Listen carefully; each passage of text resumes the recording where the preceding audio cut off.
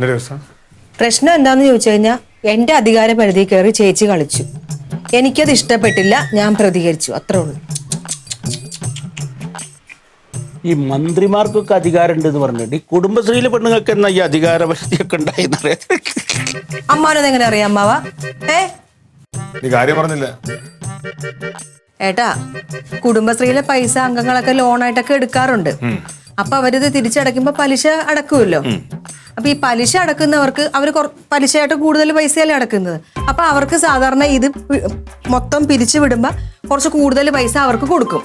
ഇത്രയും വർഷം അങ്ങനെയാണ് നടന്നിരിക്കുന്നത്. അപ്പൊ ഞാൻ പറഞ്ഞു, ഇപ്പൊ ഞാനാണല്ലോ അതിന്റെ സെക്രട്ടറി, അപ്പൊ ഞാൻ പറഞ്ഞു ഇനി അങ്ങനെ അവർക്ക് കൂടുതൽ കൊടുക്കണ്ട, അംഗങ്ങൾക്ക് എല്ലാവർക്കും ഈ ലാഭവിഹിതം തുല്യമായിട്ട് വീതിക്കണമെന്ന് പറഞ്ഞു. അതല്ലേ അതിന്റെ ന്യായം. അപ്പൊ ചേച്ചി പറയോ അത് പറ്റത്തില്ല, ചേച്ചി വട്ടം ഉടക്കുമെന്ന്. പറഞ്ഞ പോലെ അവര് കാരണമാണല്ലോ ഈ അവർക്ക് പലിശ എടുക്കാൻ പറ്റിയത്. അവരാണല്ലോ പലിശ തിരിച്ചു കൊടുത്തപ്പോഴാണല്ലോ കുറച്ച് ലാഭം കിട്ടിയത്. അപ്പൊ അത് ആ ചെയ്ത ആൾക്കല്ലേ കുറച്ച് എന്തെങ്കിലും കൂടുതൽ കിട്ടേണ്ടത്. അവള് പറഞ്ഞില്ലേ ഏകദേശം ശരി. ആര് പറഞ്ഞത്? ഇല്ലേ? അല്ല, ഏട്ടൻ അങ്ങനെ പറയത്തുള്ളൂ. ഏട്ടൻ എപ്പോഴും എന്നെ എപ്പോഴെങ്കിലും ഏട്ടൻ സപ്പോർട്ട് ചെയ്യുവോ? എപ്പോഴും പെങ്ങള് പെങ്ങള് പെങ്ങള് പെങ്ങള്.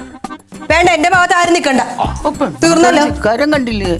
അല്ലേ ചേച്ചേ, ഇത് ഇവിടെ കൊണ്ടൊന്നും തീരില്ല. അവിടുന്നും പോയി.